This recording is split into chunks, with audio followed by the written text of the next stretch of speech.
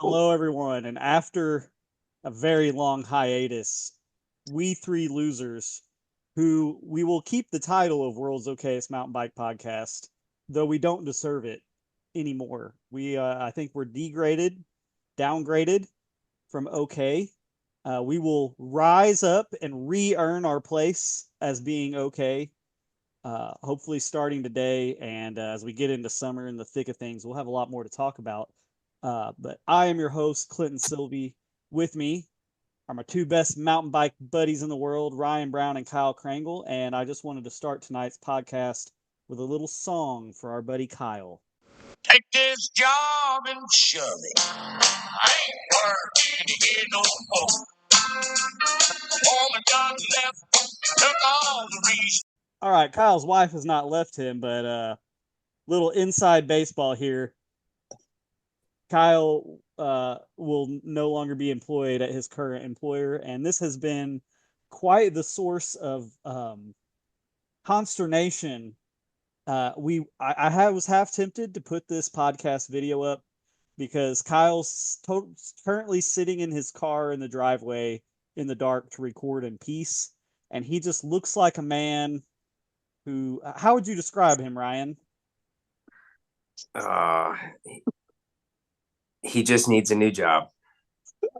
He's needed a new job For a while. He's too good of a man. He's too good of a man for his own good. He's too good. Let's put it that way. Gave him a 10-month notice, and they accepted his 10-month notice, I think. Even that took some negotiations. It was a counter offer and a double counter offer that wasn't good enough. So yeah, no, I'm very excited to be. I started after 13 years. I've been 13 years of this organization. They have provided every financial need my family has had for a long time now, and it was very difficult to make a switch. But I'm very excited for the future and what I'll be doing, who I'll be working with, the industry I'll be working in, and hopefully that all of it provides a better quality of life, more riding, more available headspace, and the ability to do podcasts not in my car in my driveway at some point. I only have one question.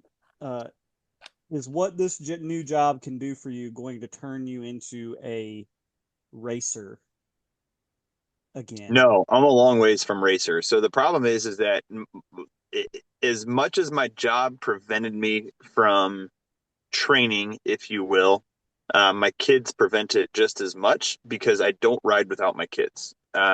Very, very, very, very rarely do I get or make time for a ride without my kids. So the Saturday night or Saturday morning Granada road ride is a ride I'll do without my kids. The Aftermath Racing Tuesday night gravel ride is a ride I'll do without my kids. And neither of those I do that often. I'm less than once a month for each. And then the Granada third Thursday mountain bike ride that we do at Lost Valley that got rescheduled for next week, actually, because of conditions at the trail. That'll be a ride with it. But either way, though, it's still I'm less than 2 rides a month, I would say, that doesn't involve either a 4-year-old or an 8-year-old or both. And until my kids are both faster than me and I have to ride at a training pace in order to keep up with them, I probably won't be a racer. I'll be a BMX racer. Cameron? How old's Cameron? 4. He's 4. We'll give it 2 years. Kyle will be a racer in 2 years, everybody. So, and that's kind of real. So right now, Connor takes a fair amount of effort to keep up with. So like Connor's riding at a fairly good level. His fitness is unreal. And even Cameron. So Cameron recently rode the entire Bluffview flow trail, top to bottom, Packwood flow, at 4 with a 16-inch rigid bike. And he rode top to bottom all the way up, all the way down. And then my wife did end up carrying his bike up to the top. But he hiked the whole way up, and it was, I don't know, 120, 140 foot of elevation, 200 foot of elevation, whatever that run is. But it's a mile. It's over a mile trail, and Cam rode the whole thing by himself without Dad. I did not know that she was taking him down that trail. I just came up and found them coming across the parking lot, and I could not believe that she took him down that trail. So she said he did great. He was boogieing. We we can't get too deep into the woods with Kyle's kids here. Not on our first podcast back in months. Can't do that. Sorry, guys. Although I will say about my kid, he does put in some work on Shepherd Mountain now. He would go there literally every day, not to ride, but to throw rocks off the trail and dig if I let him. Anyway, being that we are the world's okayest mountain bike podcast, naturally, first thing I really want to talk about is motocross. Naturally. Ryan, there's just one thing that is really bothering me. It cannot happen.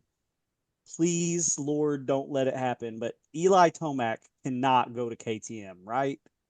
Oh, he'll go to He just KTM can't. before he goes to Ducati, though. No, he can't. Right, Ryan, help me out here. I want to know how KTM pays him. Exactly.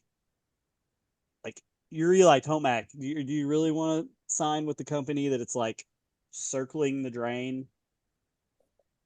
Yeah, but they have Somebody's going to end up not getting paid. They have a race proven bike, and they had a good season with all of their racers. Like they really did. Now he won't risk Ducati for potentially his last season ever. What I can't imagine is why Yamaha didn't want to renew him. That's what I want to know. Why Yamaha doesn't renew? Money. Because Deegan's money, coming up. They've got money and health. Cooper Webb And I get the won. money and health thing, but still though, like how does Yamaha let an Eli Tomac finish his career at anything other than the company that he's been riding with and winning with for the past 3 years? Because I think the main reason is they're looking beyond 26 and 27, and it's the stupid Hayden Deegan marketing machine. So give Eli Tomac a 1 year extension. Yep. Like I don't get that. I'm with you, Kyle. Like I don't get why Yamaha's letting him go. And yeah, I don't know. I don't see him riding a KTM, dude. He'll stretch the frame in a half a lap. The way he rides. I think he'd be fine on a Ducati. No. Ducati's gonna be fine. But we don't know that. Fine. But here's the thing, though, is that like it takes like let's look at Triumph. Triumph should be able to make a great dirt bike, but none of the Triumph riders have been able to do hardly anything with the Triumph this year whatsoever. Mm-hmm. And it all seems circumstantial, weird things, but nobody on a Triumph is hardly even finishing races. Well, Kyle, you need to know about a man last year in MXGP MX2 named Mikael Harrop, and a guy in the U.S. last year named Jalik Swole, and they did really well on that bike. And hey, Jordan Smith won a race on it this year. Jordan Smith won a race on that bike. And yes, Jordan Smith crashed a lot, but that's what Jordan Smith does. That's what he's always done that. And Faulkner did by the end start getting really good qualifying times after. No, Faulkner had great qualifying time. But either way, what I'm saying is that like I would see as a career decision of you have one potentially maybe 2 seasons left in your entire career. KTM has built a race winning bike. Like a championship winning bike. Plessinger had one of the best seasons in a 450 he's ever had in his life this year. And Chase did Chase things. It is 2 fast guys riding a fast bike and doing the development on it rather than ET moving to something that has never been raced or ridden. So where's Chase going? Raced? What's that? Where's Chase going? I think Chase was talking Kawasaki, wasn't he? Because Anderson's off Kawasaki. Chase is going to go to Kawasaki. I think that's already done, Ryan. And I've heard that too, but I think it's Ducati's gotten podiums and has a podium in MXGP already. Do they? It's fine. Dude, they can make a bike. They know what they're doing. It'd be fine. How many seasons has that bike been moving? Just one? 2. Well, last year. They raced it like 3 races last year. Yeah. Okay. I think Ducati's going to be pretty good, but now that's the other side of it too. Is that like the Ducati bike? Ducati, I'm sure, has money and is willing to pay Eli Tomac lots and lots and lots of money, and Eli Tomac might be able to like buy an entire new ranch in addition to his current ranch with whatever Ducati's willing to pay him. So I mean, it might be a cash out opportunity, and he knows that even if he could get a better result in the Yamaha, possibly it's worth it for double the paycheck or whatever. Who knows? You know what I mean? But what we're saying, Kyle, it has nothing to do with the bikes, really. It's that the fact that KTM is completely bankrupt, like beyond. And they won't be the KTM they are now.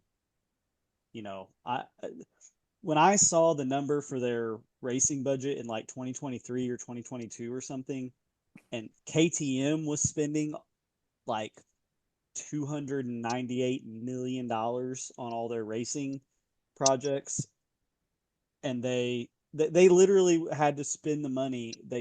Like every bike they ever sold, the money was already gone just to the racing projects.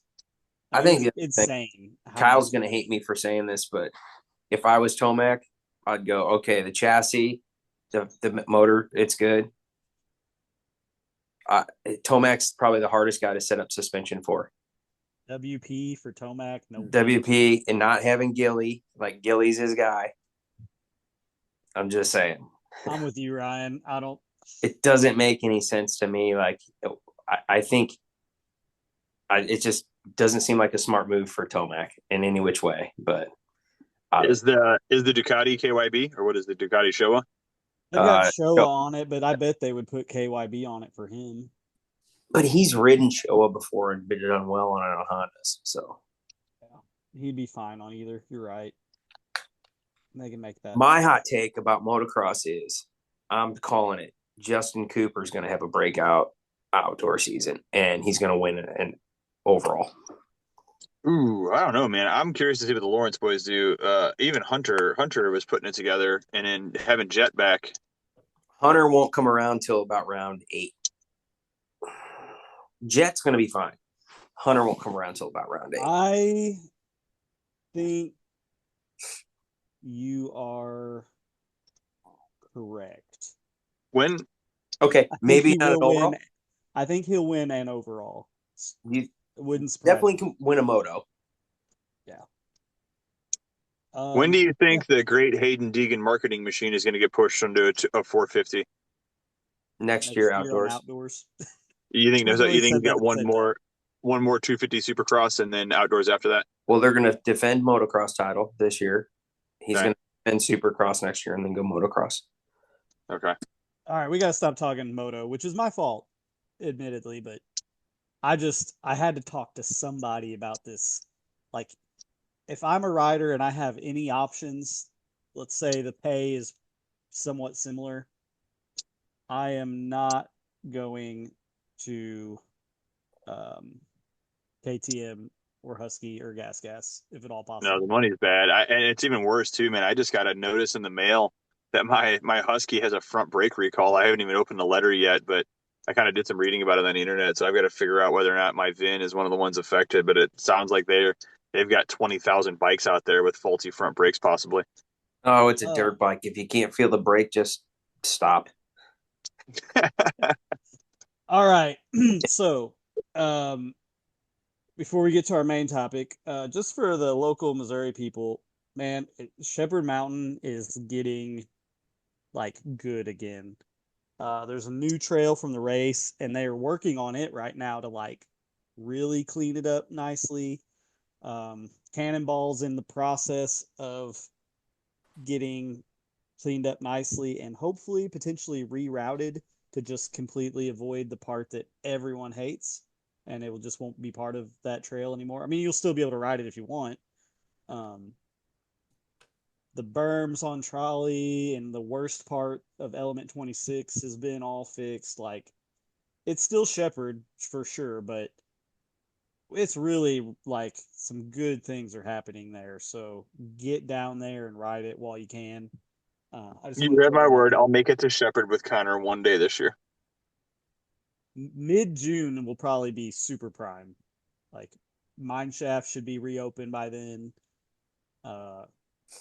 If we get the reroute done on Cannonball by then, I mean, it's going to be jump line party a lot. Anyway, just want to throw that out there. Tonight's topic, though, since we haven't done a lot of racing and stuff quite yet this year. I did one race at Shepherd. Your most shameful mountain bike story or thing you've done, or embarrassing. I have several, but there's one that still haunts me to this day. And to be honest, guys, they say, well, the Bible says, confession is good for the soul. And ever since I did this, it was at my first enduro ever, first mountain bike race ever. Ever since I've done this, I've been ashamed of it. I've wanted a time machine to go back. I've wanted to, and I'm sure nobody remembers this but me. But it's haunting me. I've got to get it off my chest. So I'm gonna go first. and that is in my stupidity and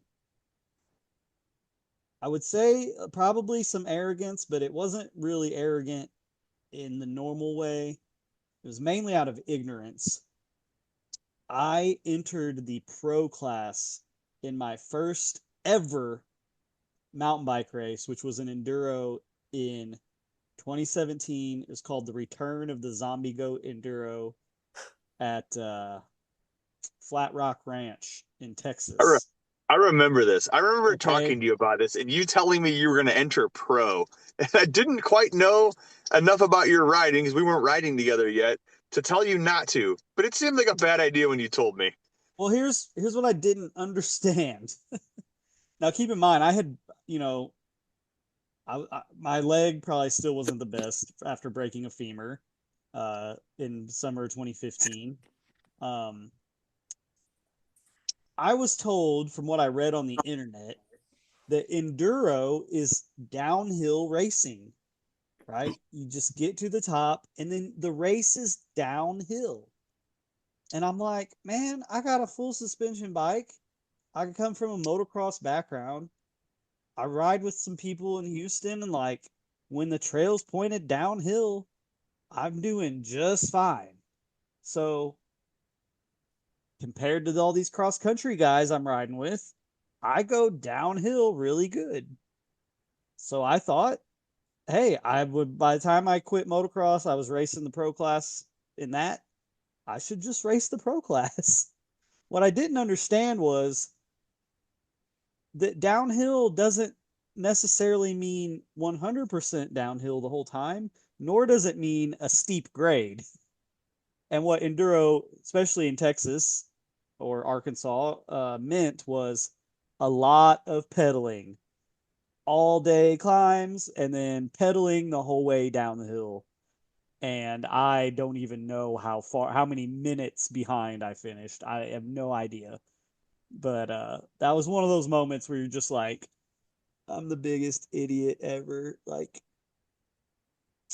so yeah, that's my Bowling, huh? shameful, one of my most shameful mountain bike stories.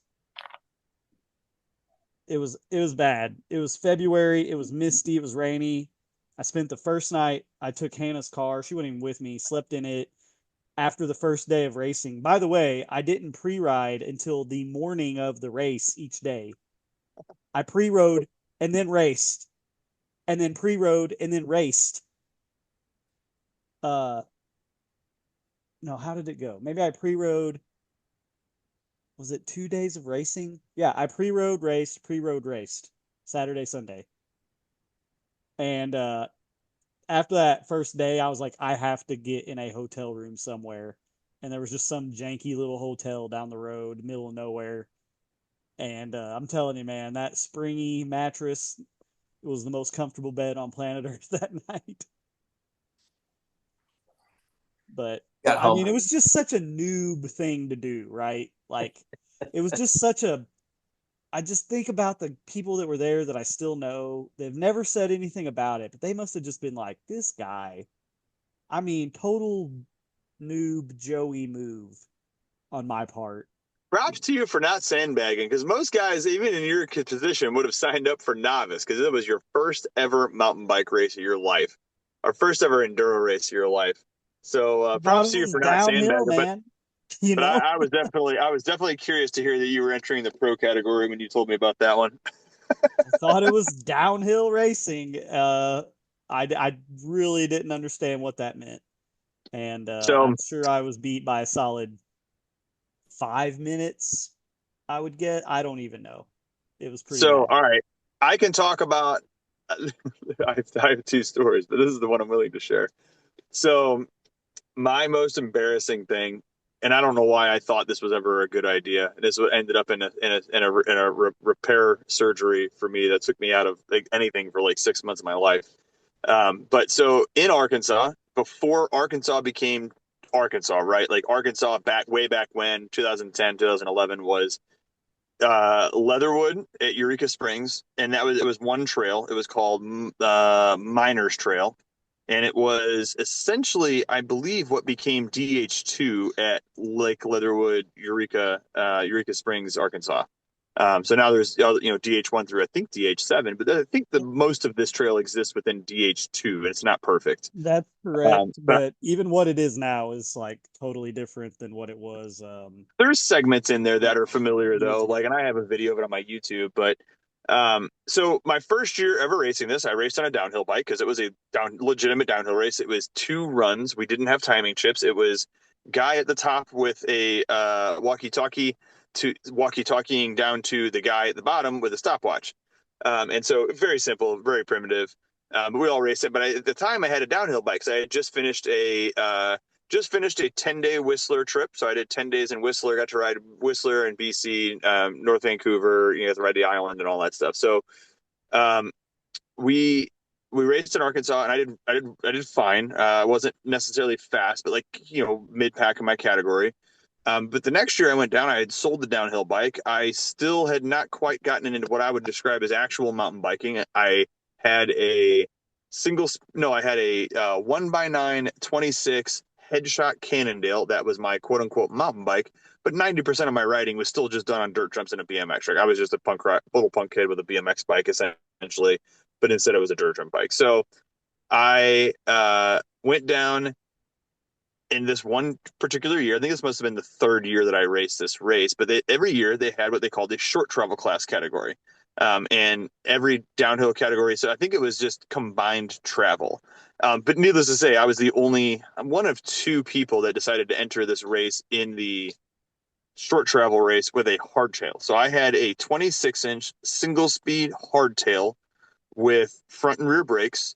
And I think I had, what were those tires that I had on? They were Schwalbe Racing Ralphs. So even if you look at a Racing Ralph today, by today's standard, a Schwalbe Racing Ralph is exclusively an XC race tire. It is a borderline gravel tire.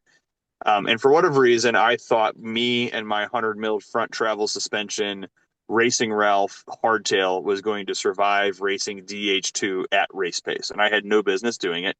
But essentially, exactly what you would picture would happen would be around a corner. The back end started to walk, and I had come off of a drop through a jump and was, you know, going as fast as I could get that thing to move. And the back end started walking, and eventually, to correct it with my body, I leaned into the left because the back end was walking to the right, trying to keep the center of the bike, you know, moving. And I clipped a tree, full center of my body, essentially, and cracked my helmet, shoved my shoulder out of socket, out through the back, ripped my labrum off the socket, and eventually ended up having to get 3 anchors drilled into my shoulder and have my labrum reattached, and ended up being about a 6-month recovery. And that was the start of me getting fat.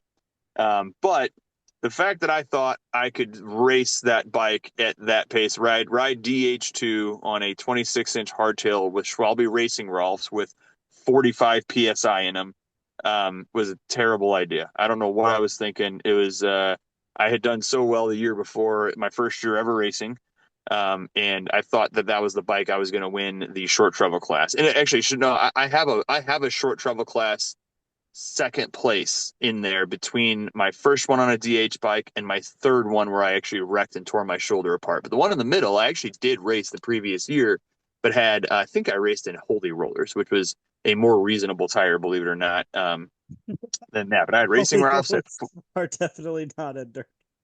no, not at Yeah. all. It was a terrible tire choice, but it was the only bike I had. It was either that or it was a no dropper, which, because they didn't exist back then, no dropper headshot Cannondale that weighed 21 pounds. It was a full blown XC race bike with like 600 millimeter bars, 550 millimeter bars. So I'd done that, and I paid the price for it. There's a YouTube of me writhing on the ground in pain, saying all the 4-letter words, if you wanted to see it. But yeah. That was probably one of the dumbest decisions I ever made as a mountain biker, I would say. I would say. I would say. I have one more story that I can add to that after we talk to Ryan. All right, Ryan, let's hear it. I don't know if I have something like embarrassing or. I mean, Kyle and I can probably help you out. We've been present for at least a couple here, Ryan. My crashes don't embarrass me. Should I be? Yeah, head slap moments. Oh man, what a bonehead moves. Yeah, but Yeah, I mean, like, you know, but they don't embarrass me because I was pushing to go fast and win, and I crashed. I'm not embarrassed about that. I mean, maybe you shouldn't be embarrassed. You should have definitely ate more than the little bowl of oatmeal before our enduro race that I was with you at in Hot Springs. Not Hot Springs, Eureka Springs. Why? Because we had already done a day of pre-ride enduro. It's high intensity, and that little bowl of oatmeal was not providing the sugar No, no, your brain I would, needed to not crash. no, I'd probably agree with you, Yeah, because but I remember I don't specifically. cause me to crash like when I broke my shoulder. I don't know because I remember on right before that stage, because we did a stage in Eureka Springs that morning. It was like an urban stage, Is the urban stage? Yeah. and then we got on a bus, and then we headed to stage two. And I remember riding to stage two, or like standing there right before stage two, and you said to me, "This is burned into my memory." Like, Clint, you ever just like feel like off, like Mm, I don't know, could like be. just not all there?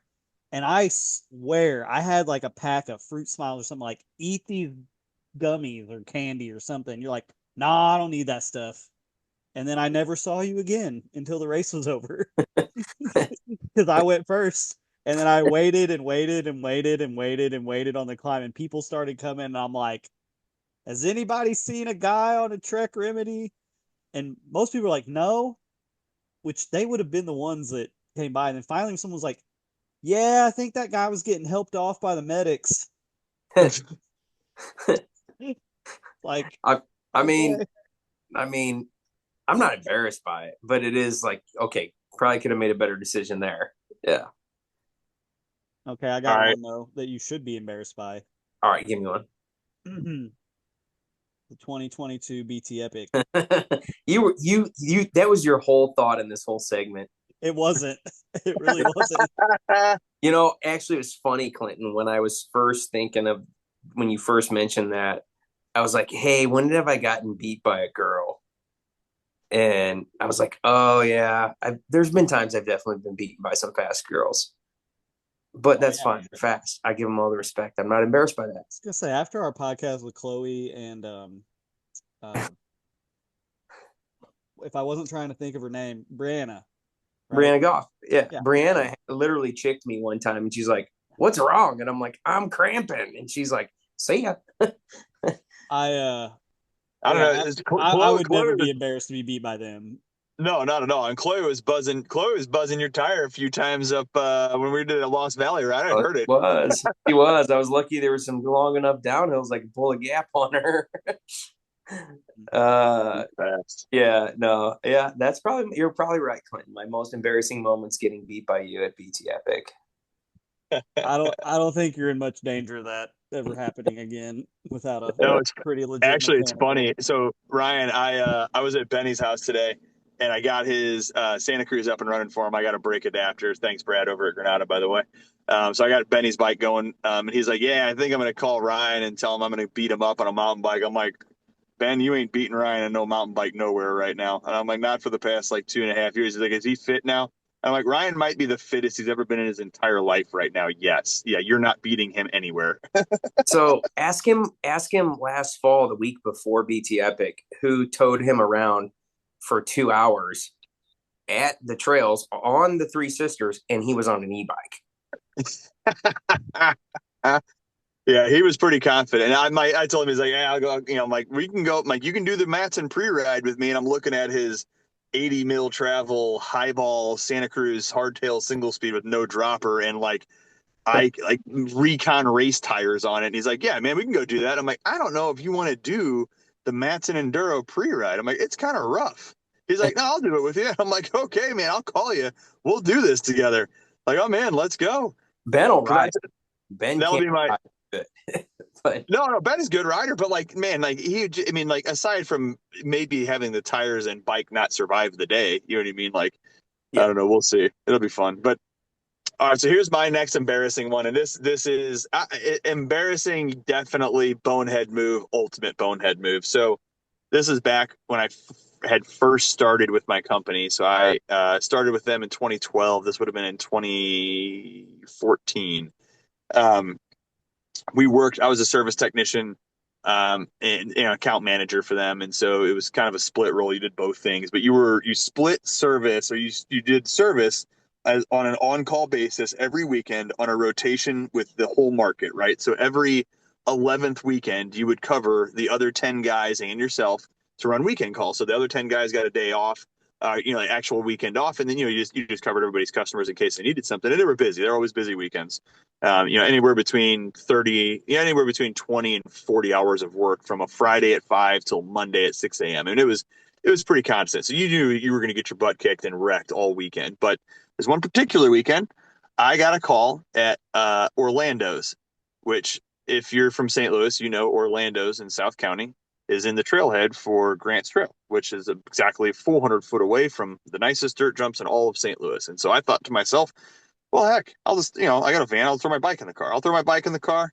I'll go fix Orlando's, get them fixed up, and I'm in the same parking lot. Might as well park and go get a ride if I don't have any of their calls to go to. So I actually wore shorts and Vans, and I went and fixed the account, got them up and running. It took me like 20 minutes, no big deal.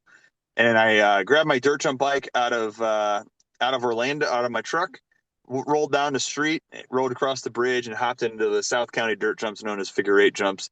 And I rode around, just hitting normal stuff, hitting normal tabletops, hitting a couple of doubles that I was working on. And then I started working a doubles line that I had never hit before. And I was the only person there. Nobody was there.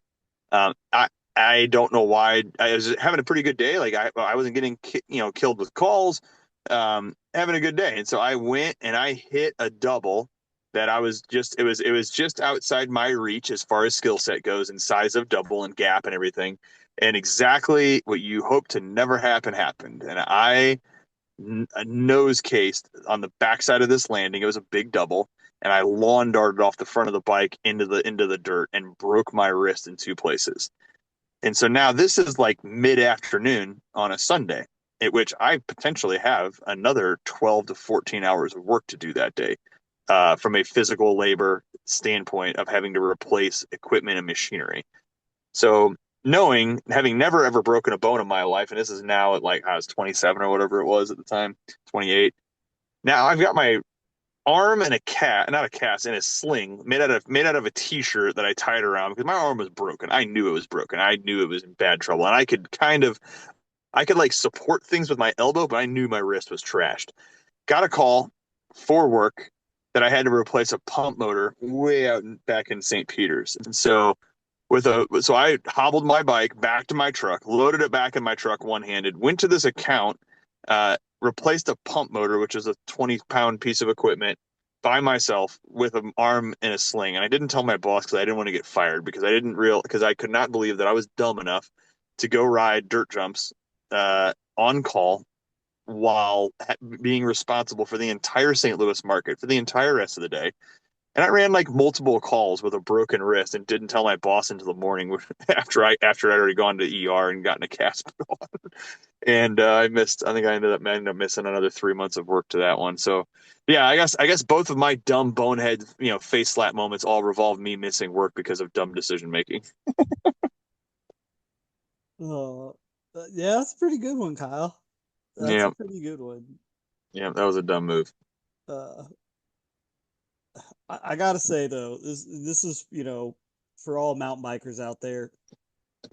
I'm glad that mountain biking has at least in my opinion, a pretty good culture when it comes to helping the new people to the sport, regardless of, like me, if they immediately think they're a lot better than they actually are. And still welcoming idiots like that in, um, helping people at the bike park, like talking to them, being friendly, as opposed to like, I Ryan, I don't know if you have, Kyle, I think maybe you have once, but if you ever go skiing, like snow skiing or snowboarding out west, especially like if Yeah, you of go to the course. terrain, you go to the terrain park or something, Good It's luck asking for advice from anybody or it's talking to super anybody. snobby. It's terrible. Oh yeah, Like locals only, bro. Even worse than that is surfing. Just so you know, I've if you guys heard. have ever Oh been yeah, surfing, there is everything I see nothing about more surfing is snobby. enough to make me not ever want to even bother trying it. Like 100%. No, it really is. There is no more of a locals only vibe than surfing and trying to find a sweet spot. You have zero chance of getting any help from anybody. You'd be lucky if they don't drown you while you're trying to figure it out. yeah, skiing it's extra stupid because without the non-locals, the mountain does not exist with jumps and snow. You know what I'm saying? Like the ocean will always be there with waves for free. The lifts and the snowcats and all that.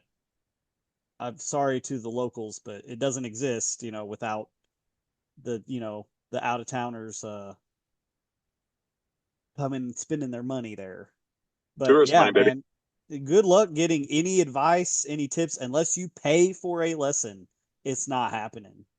Um, but in mountain biking, man, it seems like so much different, like so much better than that. At least if I'm around, if I see somebody at Shepherd Mountain I've never seen before, they are getting a whole, whether they want it or not, they're getting a whole welcome speech up the shuttle at No, night. mountain bike culture is good, man. Like for sure. Like of all the different hobbies I've gotten into and done, mountain bike culture, I would say, is probably the best. Like because it's accessible to lots of people. So lots of people end up on mountain bike trails who sometimes shouldn't have any business being on a mountain bike trail or being out there with what they have. The guys show up with baseball caps, no helmets, tennis shoes, you know what I mean, all kinds of stuff. But yeah, mountain bike culture as a whole, I would say, is probably the best outdoor sports culture there is. Do you think that's because we all, there's such an obvious danger with mountain biking that I think there's maybe a respect even for the there's more respect for the beginner. It's like, hey, they're out here, It's almost you like know, you're looking out for them. you're looking out for them and you respect the fact that they're giving it a shot because we all want the sport to grow. No Well, matter and it's what they're on or what they're wearing, like it's like I almost like if I see somebody on the trail, like almost want to stop and just, hey, you good? Like, and you kind of tell if somebody's a newer mountain biker sometimes, you know. So like you well, just and mountain biking as a whole is still, in the terms of sport, very new. You know what I mean? Like mountain biking is only 30 years old, really. 30, 20, 30, 30, 35 years old, maybe. You know what I mean? Like it was really like the 90s when mountain biking started. And so like there are no generational mountain bikers necessarily where it's like, oh yeah, my dad's dad mountain bike, I mountain bike, which is like that's surfing, that's skiing, that's Aspen. That's that whole thing is like I've been doing this my entire life. But like it really doesn't exist yet because like, either you are a first generation mountain biker or you learned with the same time the rest of us did. And so it's so new that they haven't really nobody's been able to integrate. I imagine Bentonville 20 years from now, there's going to be some locals only vibe Oh there yeah. for sure. Yeah, the one thing I do see in mountain biking, not really in the Midwest, as far as I can tell, definitely not Bentonville, is there is that attitude, at least online, toward people who ride e-bikes from the old head cross country bros that are They all like deserve it. 50 plus. Um, you know, how dare someone just ride for fun and not earn their downhills or whatever? I couldn't care less. And I don't ride e-bikes. Like there is a Trek rail in my basement of my dad's that I can go ride anytime I want. And I have probably ridden it 7 times in the last 3 or 4 years. That's about it. Like, but if I see someone on an e-bike, I could not care less. I'm like, I'm just glad you're out on the trails, man. I'm with you, Clinton. I'm the same way. Like, you're Yeah, not race. Like, you don't have Now I like like to there's make fun of any of my friends that I know that have e-bikes, but I'm jealous. I'm jealous. it's kind of the same, Kyle. I'm kind of jealous too. I want one. uh, boy, I'd get Kyle out racing more if he had one to race the e-bike class in. Solve all your problems, Kyle. oh yeah, I would. Oh yeah. What else are we going to talk about? You know what I mean? It's just like,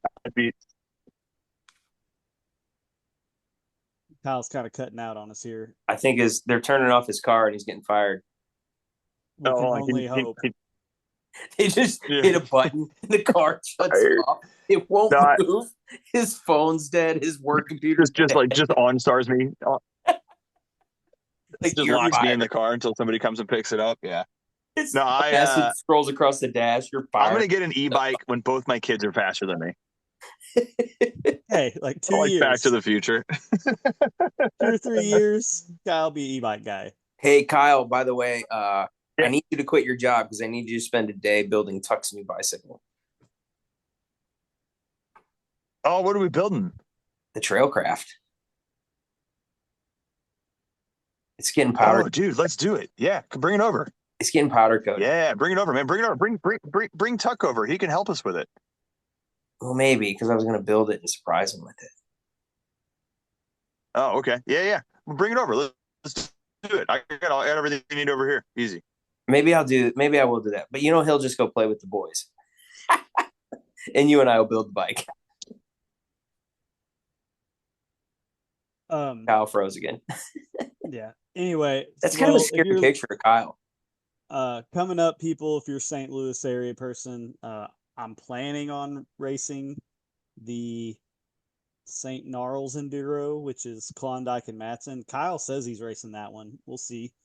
I'm not 100%. I'm 90. I'm 90%. So the week before the Gnarls Enduro is my last actual week at work. And with that said, I don't intend on working very hard that week. I'm gonna have to work hard Tuesday, Wednesday probably. But I would probably like to pre-ride Thursday and then recover Friday, Saturday. And the race is Sunday, ain't it, Clint? Yes. I doubt the trails will be marked Thursday. Yeah, but we know enough people. Like, I'll have to figure it out. The thing is, there's like I won't be able to pre-ride Friday. Like Friday is going to be checkout day for me at work, which means I have to drive my car somewhere and ship off my computer and my phone. Like, it'll be a full day. I'm sure the other district manager in town will want to take me to lunch, and I won't. There's no way I'll be able to make time for a pre-ride on Friday, likely. And then I physically can't pre-ride Saturday and then race Sunday. I just can't do it. So Thursday's my hope. Well, we'll see. Maybe I'll meet you then. Chub Enduro is now Saturday, June 14th. Should be at that one. So if you see me, you see a guy on a giant rein that's like semi-rainbow colored. It's like red, purple, blue, and a blue Granada jersey. It's me. Say hi. Yep. And So here, let's throw. We should throw a couple plugs in. So we talked about the Gnarls Enduro, Chub Enduro coming up. Granada, the shop that supports all of us, is moving locations. So those of you that are in the St. Louis market, so there is a new building coming. The build out is 95% there. We are looking at moving in within the next 10 days. So within the next 10 days, Granada will be at a new location. It is very close, just like 1,000 feet away. Not in the same parking lot. It is across the street, but it is right next to Cyberg's, and the building backs up to Highway 70. You can see it from the highway. New signage is up.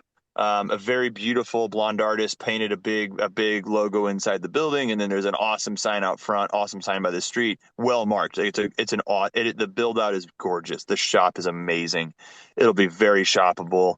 A good experience going in. It won't be overwhelming. I'm really excited about the space, but it'll be worth a visit here in the next 10 days. So those of you that work, that shop with Granada or maybe looking for a shop, come check it out. We've got all kinds of stuff up there: e-bikes, bikes, anything and everything, from mountain bike racers to families who just want to ride at the campgrounds for camping and stuff like that. So we'll have all that. That'll be nice to have over there.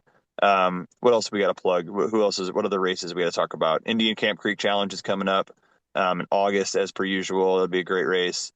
I think we got 2 weeks back to back. I think the week before Indian Camp Creek is Thrill at Matson Hill. Oh, that's right. That just got announced today, I think, didn't it? Yep. Yeah. When's Minor Tough? Yeah, minor stuff. That was the other one. So Mark Grumke's race, the minor stuff race at St. Joe. That's usually in July. It's usually like the weekend after July 4th. Yeah. I have it on my calendar. Hang on. Yep. Saturday, July 5th, Sunday, July 6th. So I'm planning on being there for the mountain bike race. I'll probably do the same thing I did last year, which is me and Connor will both just race Cat 3, and by that means we'll sign up my kid for Cat 3 and then just ride a lap with him. So that'll be fun. Yeah. I might be able to make it to that. That one's tough, but I might be able to make it simply because I'm not missing too much church for races. So I might be able to do that one. Nice. Um, Yeah, it'll be good. I'm hoping Lauren and Cam can come. I'm probably just set them up at the lake right there by the race start and let them party and do lake things while me and Connor get a lap in. So that'd be fun. You're talking well, I've mine, got right, Kyle? What's that? Yeah, minor stuff. Yeah. Well, I've got really exciting news. Really, really exciting news. Tomorrow, May 21st, which is probably the day that this will be out. So we'll just say today. I should have a set of Schwalbe uh, Albert Gravity Ultra Softs here at my house to put on my bike. And I love a good tire test. So there'll be a review of those coming. And they will be tested at the test ground for tires and wheels and suspension. Uh, probably the premier place to test that stuff in all of the United States, which would be Shepherd Mountain. I mean, I would put it up against anywhere as far as, durability, traction, like, do these things actually help you or not? Because anyone who rides Shepherd knows parts of Element 26, Powder Keg, Cannonball, uh, you want your bike working really well. So those are coming in, and we will make a glorious return to some really nerdy tire talk. Until then, if you want to see some nerdy tire talk, I have a YouTube channel that's just under my name, Clinton Sylvie, Clinton spelled with a K. You can see some tire reviews there, but they're not. It's very low quality, people. I hold my phone and I talk. I don't. I don't.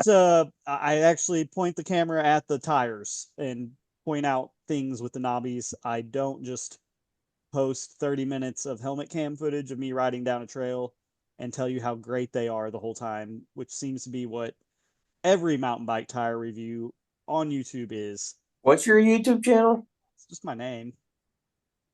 I'm gonna It's text you that. everybody. I Yes. don't know. I don't feel like anybody cares for me to put on a GoPro and just watch me ride from my helmet cam.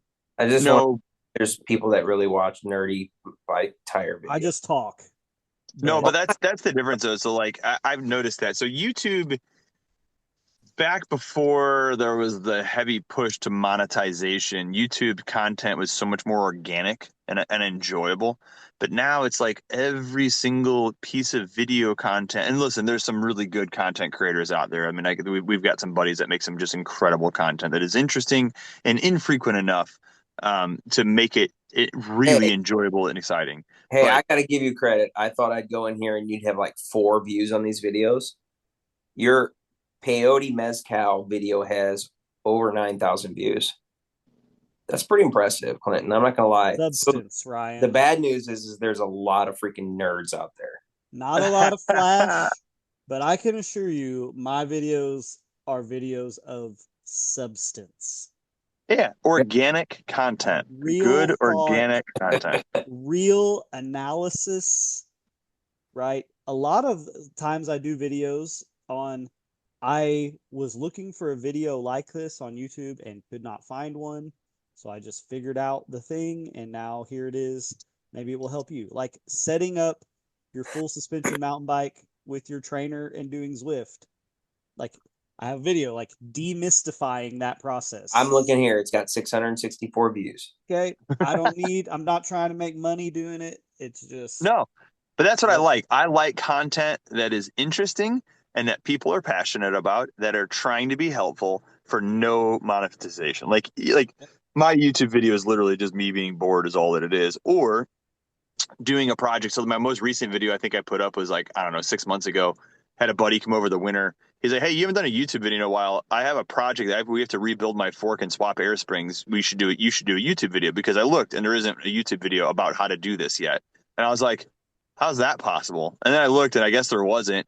And so we just swapped an air spring and upgraded his Zeb Select to a Zeb Ultimate damper and air spring. And it was interesting to see that nobody else had created a video on how to do it. It was just very dry. There was no intro, there was no music, there was no anything, no actually editing. It was just me talking through the processes and putting clips together. I Very literally boring. do a YouTube live, and that becomes the video. There's no editing. There's no nothing. It is unpolished as could be, and that's the way we do it. That's the way these podcasts are. I have very, very rarely ever gone in and found something in a podcast that I edited in any way, other than sometimes some audio things that cover the whole thing, like removing a hiss or something like that. I'll do, but maybe once or twice someone said something and they're like, "Oh, I shouldn't have said that. I really don't want that in there," and I'll go cut it out. But that's happened. I can only think of one time that I know of that I can remember. So, Usually it's when we have special guests who aren't yep, privy to our uh, standard operating procedures with the podcast. yep. So anyway, yeah. People, if you do not, if you made it this far and you're like, this was the biggest waste of time, then you need to comment on our Facebook page, uh, comment on Spotify, comment on if you're watching this through YouTube or YouTube Music because it gets published there now. Nope, not our video, boys, just the audio. But um, you need to tell us what you want us to talk about, and we will. We'll do it. Um, so yeah, I'm glad that we're back. We should have some more specific content coming up here very shortly in the coming weeks. But we just needed to get back in the saddle here after a really long, wet spring, a lot of indoor riding. Um, Kyle was going to just pound his head off his phone if we talked about Zwift anymore or Trainer Road. So we're not going to do that. We're moving on. And thanks for sticking with us this long, if you made it this long. And should be some better, a glorious return to being the world's okayest mountain bike podcast in the future. Thanks for Well, listening. we'll have some content coming up too because my whole family's going down for Bentonville Bike Fest. We're hoping and praying for good weather. It's looking rough at the moment. Might be just a lot of evenings spent at the rail yard and drinking lots of Onyx coffee. But either way, I'm here for it. It'll be a good trip for me and my family. But Connor is coming back to defend his kids enduro title from last year. So Connor, as a 7-year-old, took first place in the 7 to 9 enduro category, which I was super proud of. He has had almost zero time spent so far on the mountain bike this year, any bike at all, like any of us, right? Because everything's been too muddy. So I'm curious to see if he can hang. He's 8 now, racing in the 7 to 9 category. Hopefully, we're both gonna, or we're all whole family's gonna be able to race Thunderdome Throwdown. I actually don't know if they're running that series or not yet this year, but that'll be Thursday if they do.